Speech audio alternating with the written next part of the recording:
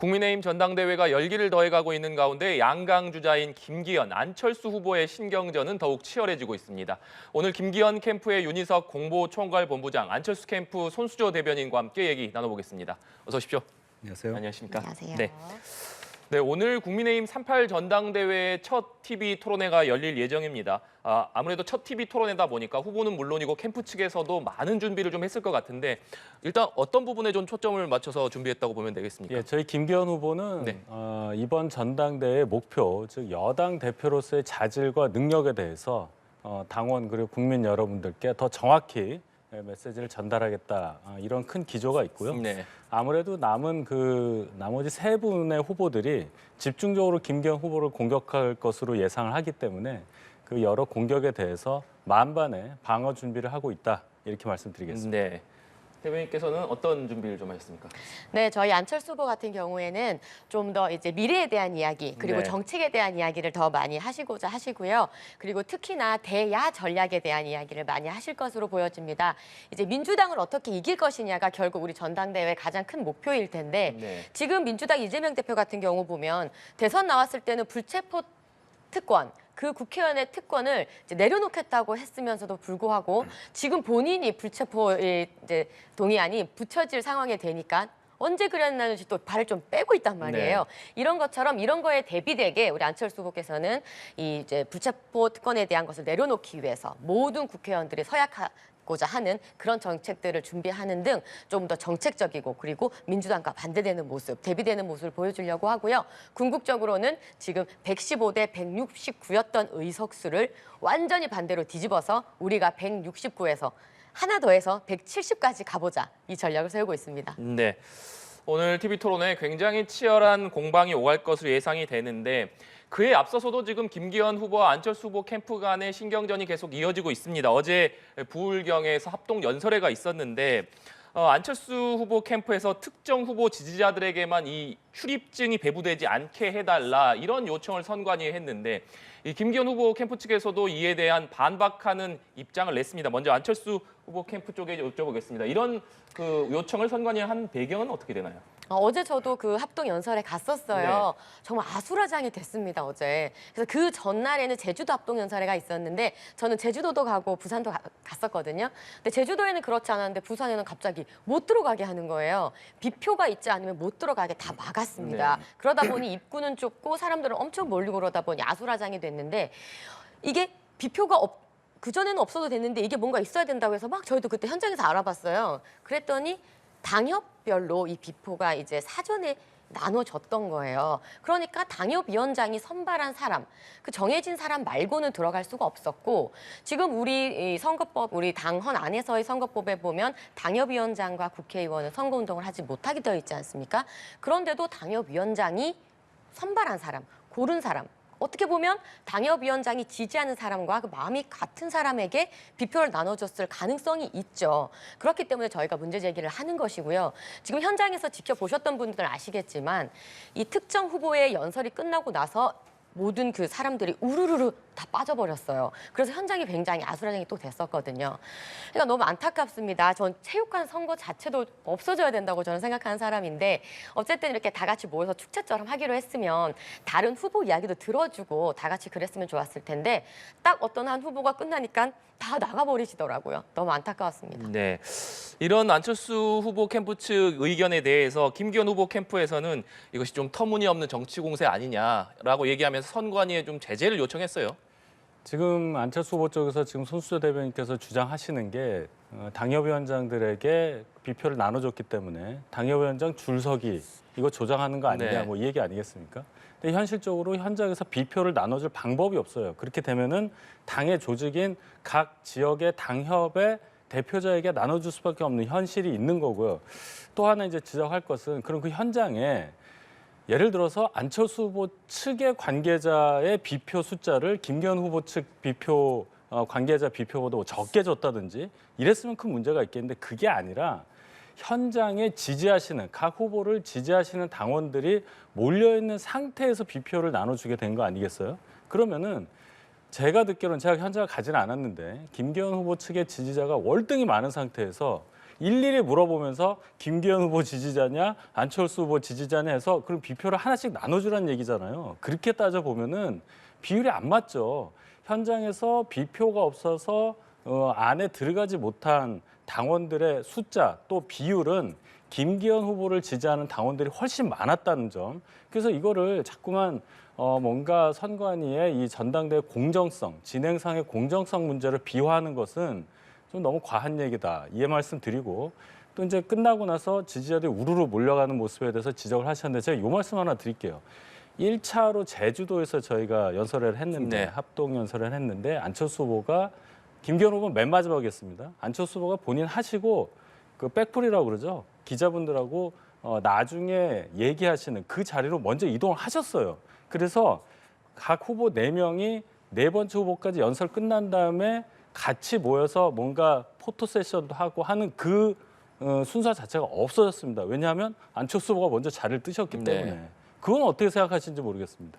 아이, 그건 현장에 안 계셔서 모르셔서 하신 말씀이에요. 잠깐 백불, 그러니까 언론 인터뷰를 하시고 다시 자리로 돌아가셨고요. 자리로 가신 다음에 나머지 우리 후보님들 말씀 다 경청을 하셨습니다. 그래서 그거는 사실과 조금 다르다는 말씀을 드리고 비표 문제는 조금 아쉽습니다.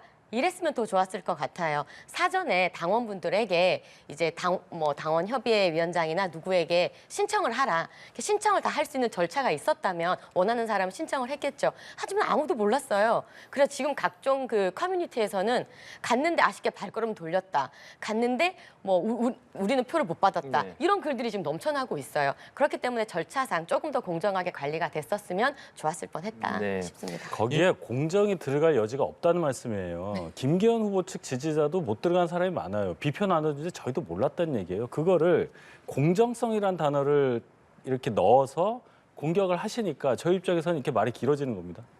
네, 알겠습니다. 역시나 두 후보 캠프 간에 치열한 공방을 벌여주고 계신데 주제를 좀 바꿔서 며칠 전에 이 김기현 후보가 안철수 후보를 겨냥해서 대통령 탄핵 발언을 하면서 또 공방이 일었습니다. 먼저 김기현 후보 쪽 캠프 입장을 듣고 안철수 후보 쪽 캠프 입장도 듣겠습니다. 예, 그 안철수 후보 관련한 얘기를 하다가 이제 탄핵이라는 단어가 나왔는데 그 얘기는 이제 대통령과 여당의 당대표가 반목을 할 경우에 어떤 상황까지 우리가 상정할 수 있겠느냐. 또 과거의 예도 있기 때문에 그래서는 안 된다는 원론적인 얘기를 한 거예요. 그리고 김기현 후보가 후에도 얘기를 했지만은 그것이 현직 대통령을 겨냥한 얘기가 아니다. 이거는 일반적인 상황을 얘기한 거다라고 얘기를 했습니다. 다만 그 단어가 상당히 센 단어이기 때문에 안철수 후보 측에서 많이 놀라신 것 같은데 원론적인 얘기였다는 것을 다시 한번 강조합니다. 네, 그러니까 윤석열 대통령을 얘기한 것이 아니라 원론적인 얘기였다. 이 같은 점을 지금 김기현 후보 캠프에서는 계속 얘기하고 있거든요. 현 대통령 아니다 하더라도 그렇다면 이 진흙탕 같은 이 선거판에 그러면 박근혜 대통령은 굳이 끌어들여야 했습니까? 우리 당원들에게 탄핵이라는 단어는 세다라는 정도가 아니고요. 가슴 한켠에 아프고 또 시리게 갖고 있는 우리의 트라우마죠. 그 단어를 굳이 왜 꺼내야 했을까요? 그런 게 굉장히 안타깝다라는 것이고 이 탄핵이라는 단어를 들었을 때 우리 아파할 당원들은 생각지 않으셨는지 그리고 이 탄핵이라는 단어를 굳이 들춰내서까지 얻으려고 하는 게 무엇일까요? 윤석열 대통령한테 이게 도움이 되나요? 아니 우리 당원들한테 좋은가요? 국민들 사는데 도움이 되나요? 하등 도움이 되는 일이 아닙니다. 네, 윤석 본부장님 반박하시겠습니까? 제가 이 얘기까지는 안 드리려고 했는데 단어 자체가 당원들에게 가지는 그 무거운 의미에 대해서 충분히 인정을 합니다. 안철수 후보가 저희 당의 대척점에서 10여 년 동안 활동을 하신 그것을 상기했을 때 그럴 수 있다는 걸 얘기한 거예요. 그 탄핵 사태 때 민주당보다도 앞서서 탄핵을 먼저 주장하신 전력이 있습니다. 안철수 후보. 물론 지금 저희 당에 들어오셔서 합류는 했지만은 그런 과거에 대해서도 생각해볼 여지가 있었기 때문에 그 얘기가 나온 것이다. 여기까지 하겠습니다. 네. 이 얘기도 해보겠습니다. 장제원 의원을 비롯해서 친윤계 의원들이 당정 일체론을 최근 들어서 좀 강조하는 모습입니다. 이런 가운데 윤석열 대통령의 명예대표론까지 나왔는데 먼저 여기에 대해서 김기현 후보 캠프에서는 좀 어떤 입장을 가지고 있습니까? 일단 그 대통령이 당직을 명예직으로 겸임하는 것은 가능합니다. 당헌에 규정이 돼 있어요. 그렇고 그렇게 된 이유 중에 하나는 당헌에도 명기가 돼 있지만은 대통령을 뒷받침하는 여당으로서의 책무가 규정이 돼 있습니다. 이것을 당정 일체화다 또 당정 분리와 대비해서 지금 얘기하니까 마치 특별한 걸로 생각을 하시는데 여당이 뭐겠습니까? 같이 한다는 의미죠. 정부와 같이 한다는 더불어 여자입니다. 따라서 대통령이 이끄는 정부, 대통령실 그 입장 그리고 당의 입장이 다를 수가 없는 거예요. 네. 그것을 강조하는 차원의 얘기지. 지금 같은 여당 안에서 무슨 반윤, 비윤 이러면서 대통령을 굉장히 견제라기보다는 비난하는 어떤 그러한 파당이 생길 여지가 있지 않겠습니까? 그렇다면은 김기현 후보가 어제 얘기했듯이 왜 여당을 하느냐? 그건 야당과 같다. 이렇게까지 생각할 수 있는 것입니다. 결국 저희 당에서 대통령 후보로 선출한 분이 국민의 선택을 받아서 대통령이 됐다면 국민의 의사를 저희가 당연히 존중을 해서 대통령의 정책과 대통령의 노선과 같이 해야 한다는 이 얘기는 누구도 반대할 수 없을 것입니다. 네, 김기현 후보도 당정은 운명 공동체이자 동지적 관계다 이런 점을 오늘 강조하기도 했는데 안철수 후보 캠프에서는 어떻게 좀 보고 계십니까? 그럼요, 당연한 말씀이십니다. 네, 뭐 굳이 사실 당정이라고 당정 일체까지 말할 필요도 없을. 그러니까 우리가 강남, 강북 딱 말하면 굳이 이걸 분리하는 것처럼 들리잖아요. 네. 그러니까 당정이라고 말할 필요도 없이 뭐 이건 정권 일체다 이렇게 말해도 될 만큼 어떤 의미인지 충분히 이해하고 있습니다. 다만 이제 이게 전당대회 가운데. 아무리 명예직을 맡을 수 있다고 하더라도 당원에 나와 있다 하더라도 전당대회가 진행 중인 이 상황에서 그런 얘기가 나오게 되면 아무래도 대통령실의 이 개입을 그런 이제 느낌을 받을 수 있겠죠. 국민분들이 그런 느낌을 받으시는 것이 우리에게는 결코 좋지 않기 때문에 좀 심각하게 생각을 해봐야 된다라고 생각을 하는 거고요.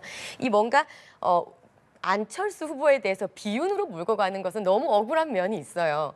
전 인수위원장이신데요. 누구보다 이 정권이 성공해야 안철수도 성공한다라고 생각하시는 분이세요. 그렇기 때문에 이 정권과 당정 관계가 정말 원만하게 가야 된다는 부분은 너무나 계속 강조하고 있으십니다. 네.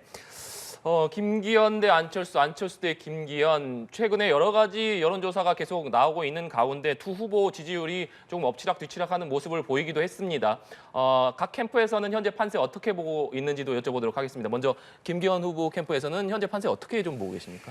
예, 이게 이 판세라고 하기에는 이 당원 100% 선거이기 때문에 당원들만 투표권을 행사하지 않습니까? 네.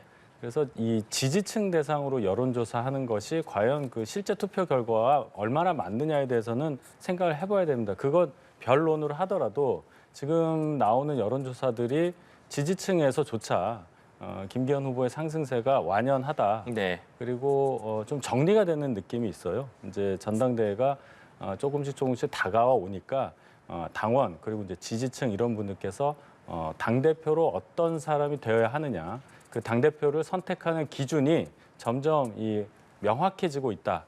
그런 차원에서 여론조사 결과는 저에게 상당히 유리하고 긍정적으로 바뀌고 있다 이렇게 평가합니다. 네. 안철수 후보 캠프 쪽에서는 어떻게 좀 보고 계십니까?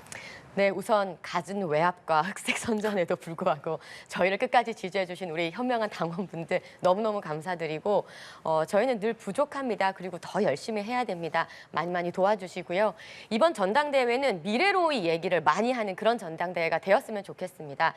저희는 지금 챗 GPT를 활용한 저희 국민의힘 챗봇을 만드는 데 지금 주력을 하고 있는데요. 그러니까 기존의 챗 GPT는 2021년도까지의 인터넷 기반의 데이터밖에 없지 않습니까? 근데 지금 저희는 국민의힘 홈페이지를 이 챗 GPT를 딥 러닝을 시켰어요. 그러니까 이 봇 아이한테 국민의힘 홈페이지에 대한 내용을 최근까지 다 공부를 시켜놨어요. 그럼 이제 물어보면은 이 챗 GPT를 활용한 인공지능 AI가 우리 국민의힘에 대한 정보는 모든 걸 다 알려주는 겁니다. 뭐 이런 식으로 챗 GPT를 활용한 챗봇을 활용이라든지 그리고 청년 인재들을 어떻게 HR을 잘 관리할 것인가 하는 문제라든지 당을 굉장히 역동적이고 그리고 미래지향적으로 바꾸려고 하는 계획이 있으니까요. 많이 응원해 주시기 바라겠습니다. 네, 챗 GPT 얘기까지 해주셨는데 여론조사 결과를 보면 안철수 후보든 김기현 후보든 과반을 넘는 여론조사 결과는 아직까지 나오지 않고 있는 상황입니다. 그렇기 때문에 캠프에서는 실제로 본선 투표에서 과반이 넘는 결과가 나올 것으로 좀 예상하시는지 아니면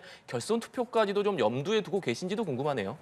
계속 말씀드리지만 이 당원의 여론은 지지층 여론과 다르다. 이런 차원에서 저희 나름대로 84만에 달하는 당원들의 이 의견을 좀 취합을 하고 있죠. 저희가 판단하기로는 지금 이 추세대로 가면 4명이 싸워서 하는 그 1차 본선에서 저희가 과반을 달성할 수 있는 그런 순조로운 흐름이라고 평가를 합니다. 이미 지난 금요일에 6명을 대상으로 한 그 컷오프 여론조사가 당원 대상으로 있지 않았습니까? 6천 명 대상으로 여론조사가 있었는데 저희 나름대로는 그 여론조사의 결과가 1차 투표 4명 과반이 될 수 있는 그런 수치가 나왔다고 저희 나름대로는 판단을 하고 있어요. 그래서 거기에 근거해서 저희가 남은 기간 동안의 선거 전략을 계속 잘 실행을 해서 1차에서 끝내도록 하는 그런 목표 계속 수행하겠습니다. 네, 김기현 후보 캠프는 결선 투표 없이 1차에서 끝내는 전략을 짜고 계신다 이런 얘기입니다. 컷오프에서 어떤 결과가 있었다라는 것은 절대 사실이 아니고 가짜 뉴스입니다. 그건 알아서도 안 되고 알 수가 없는 내용이지요.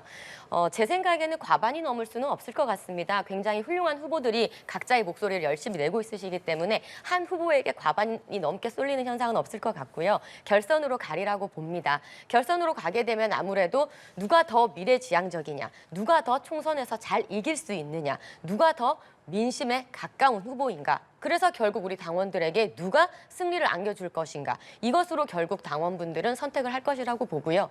다음 총선이 딱 맞닥뜨렸을 때 누가 이름 들었을 때 많이 알지.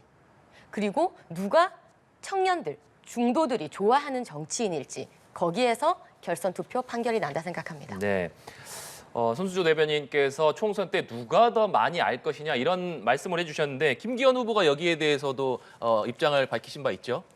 그 총선 관련해서요. 지금 당대표를 뽑는 거지 총선에 무슨 선대위원장을 뽑고 그런 게 아니에요. 그리고 총선 우리가 뭐 한두 번 하는 것도 아닌데 그 지역에 후보를 보고 투표를 하지 그 후보의 그 당의 당대표가 누구냐를 보고 투표를 하지는 않는다고 저는 생각을 해요.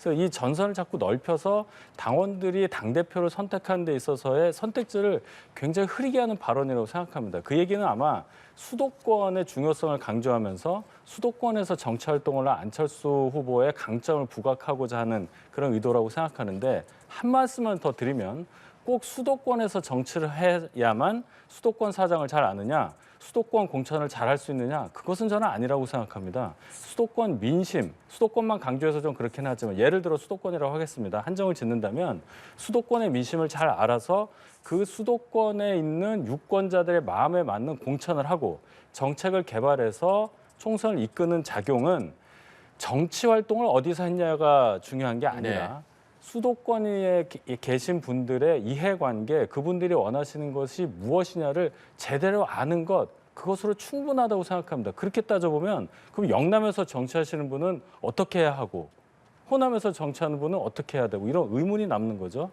논리적으로 그렇게 합당한 주장은 저는 아니라고 봅니다. 네, 안철수 후보는 계속해서 총선 승리를 위해서는 수도권 대표가 필요하다 이런 점을 강조하고 있는데 지금 김기현 후보 캠프에서는 이것이 논리적으로 전혀 맞지 않는 얘기다 이렇게 얘기하고 계신 거거든요. 아니요, 잘못 이해하신 것 같습니다. 물론 수도권을 아는 분이 당대표가 되면 더 좋으시겠지만 이 수도권만 보는 것이 아니라 이것이 파급 효과가 있어서 모든 전 당원이 그것을 다 지켜보는 것이고요. 뭐 수도권의 공천이라든지 전 당의 모든 것을 다 지켜보시는 거겠죠. 더불어서 지금 우리는 당원 투표로 당원의 전당대회를 치르고 있지만 이 전당대회를 지켜보시는 국민도 계십니다. 그렇기 때문에 꼭 수도권만을 말씀드린 게 아니라 이 당 전체가 어떻게 나아가야 되느냐. 과연 과거에 머물지 않고 미래로 나아가고 있는지, 구태여 완전히 절연하고 새로운 개혁의 그 바람으로 나아가고 있는지 그것을 지켜보신다는 얘기입니다. 네, 이 부분도 좀 짚어봐야 될 것 같습니다. 이번 전당대회 선거인단이 역대 최대 규모인 84만 명인데 수도권 당원 비중이 영남권과 비슷해졌고 2040 젊은 당원들도 대거 유입됐기 때문에 이 같은 특성이 이번 전대 결과에 좀 영향을 주지 않겠느냐 이런 전망들도 계속해서 나오고 있습니다. 이 부분은 어떻게 좀 전망하십니까? 예, 저희 당이 21년도 6월 달에 이준석 당대표 선출 시점에 28만 책임당원이었고요. 그 5개월 후에 있었던 대통령 후보 경선 마지막에 보면 56만 9천 명에 달하는 책임당원으로 선거를 치러본 경험이 있습니다. 그때 21년도 11월에 있었던 결과를 보면은 윤석열 대통령이 후보로 선출될 때 57%의 득표율을 올렸어요. 그 당시에 이준석 대표를 이준석 대표가 좋아서 들어온 당원이 많다. 그래서 지금 2040 또 수도권 당원들은 뭔가 생각이 다를 거다라는 전제를 갖고 말씀하시는 건데 이미 28만에서 56만으로 늘어났던 선거를 저희가 치렀고 윤 대통령이 57%를 득표를 했다는 것은 당시에 있었던 그 결과가 그 당원들의 구성과 그렇게 많이 차이 나는 결과는 아니었다는 네. 걸 잘 말씀드리는 거예요. 그럼 그 56만에서 지금 1년 3개월 정도 지난 시점에 책임 당원은 79만입니다. 지금 4만 명의 일반 당원을 넣어서 지금 84만 정도인데 그럼 56만에서 79만 그렇게 많이 늘어났다고 볼 수 없어요. 그렇다면 당원 구성은 바뀐 건 맞지만 당원들의 선택은 그렇게 크게 달라지지 않을 거다. 그 결론적으로 보면은 당원은 당원이라는 말씀 제가 드리고 싶어요. 수도권에 있는 서울에 있는 당원이 예를 들어 영남권에 있는 당원과 크게 생각이 다르겠느냐. 또 당원이 당대표를 선택하는 기준이 수도권 다르고 영남이 다르겠느냐. 그런 질문을 하게 되면 결국은 당원들의 생각은 상당히 균질하다. 이런 말씀을 드리고 싶습니다. 네, 지역에 상관없이 당원들의 생각은 균질하다 이런 말씀입니다.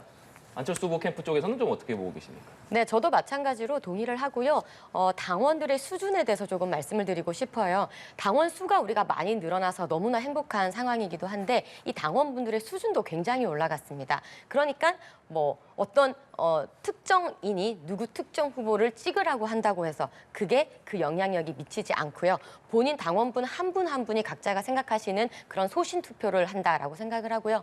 특히나 수도권이 늘었다. 그리고 2030이 늘었다라고 했을 때 그러면 서울 수도권에서 이름을 댔을 때 더 잘 아는 후보 누구일까요? 2030 청년들한테 물었을 때 더 좋아하는 후보 누구일까요? 결국 저는 이거에 대한 답이 우리 당원분들이 다 알고 있다고 생각을 하고 그 답이 바로 총선으로 이어진다고 생각을 합니다. 지금 우리 당원분들이 결국 원하시는 거는 총선에서 이겨서 우리가 과반 더 넘게 차지해서 윤석열 대통령 일할 수 있게 정말 뒷받침 잘했으면 좋겠다라고 하는 게 결국 우리 당원들의 목표거든요.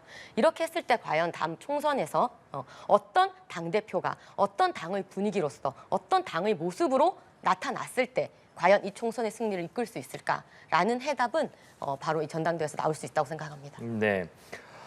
마지막으로 이제 38 전당대회가 약 20여일 정도 남은 것 같습니다. 당원들의 표심을 얻기 위한 두 후보 앞으로 더욱 치열한 전략을 펼치실 텐데 앞으로 어떤 부분에 좀 포커스를 맞출 계획이신지 마지막으로 여쭙겠습니다. 그 본질적인 부분을 계속 강조해야 될 걸로 봐요. 선거전이 계속 되니까 이제 소위 말하는 네거티브성의 공격이 집중될 걸로 보거든요. 네.